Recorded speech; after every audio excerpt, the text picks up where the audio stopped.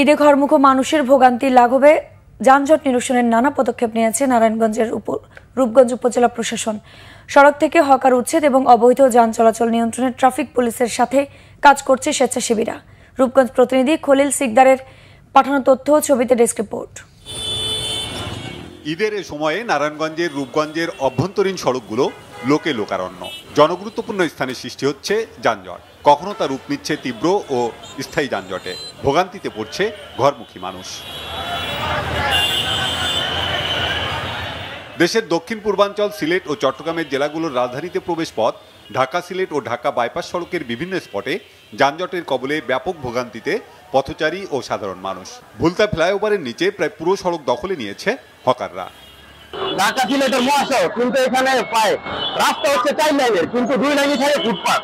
এই ফুটপাথটা তুলে দিলে প্রায় আমাদের একটু সুবিধা হতো এবং গাড়িগুলো ভালোভাবে চলতে পারতো। লোকাল 3টা গাড়ি আছে, মেঘলা, নিউ বেকার আর হচ্ছে নাগরিক। এই 3টা গাড়ি খুব সমস্যা করে, রাস্তার মাঝখানে দাঁড়িয়ে থাকে, লোক নাই এবং এদেরকে সরানো যাচ্ছে না। আমাদের কোনো কমান্ড শোনে না। 3টা রাস্তার ভিতরে 2টা রাস্তায় ফুটপাথে ভরে গেছে, বিশেষ করে মার্কেটের সামনেগুলোতে। আর আমার পিছনে দেখতেই পাচ্ছেন সবগুলো কাঁচা বাজারে ভরে গেছে। আর এর চেয়ে বড় ধরনের সমস্যার সম্মুখীন হইতে হয়। প্রত্যেকে লেন বাই লেনকে চলাফেরা করে না, রং ছেড়ে চলে আসে। কেউ কেউ নেতাদের হুমকি দেখায়, কেউ কেউ বলে আমি পুলিশের লোক, কেউ কেউ বলে আমি ট্রাফিকের লোক।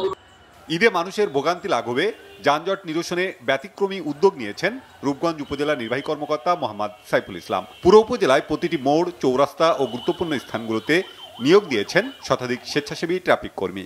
কিছুটা স্বস্তি নিয়ে যাতায়াত করছে মানুষ। আমরা ফুটপাথ যখনই উচ্ছেদ করি তারপরেই আবার তারা বসে যায়।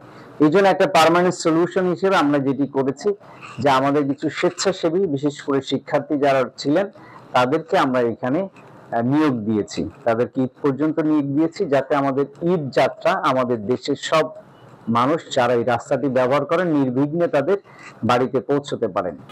যানজট নিয়ন্ত্রণে তৎপর পুলিশও। ছাত্ররা আছে, তারা আমাদের পাশে থাকে বা আমাদের সাথে যথেষ্ট পরিমাণ সহযোগিতা করে, আমরা তাদের পাশে আছি। উভয় মিলিতভাবে এখানে আমাদের কাজটা পরিচালনা হচ্ছে।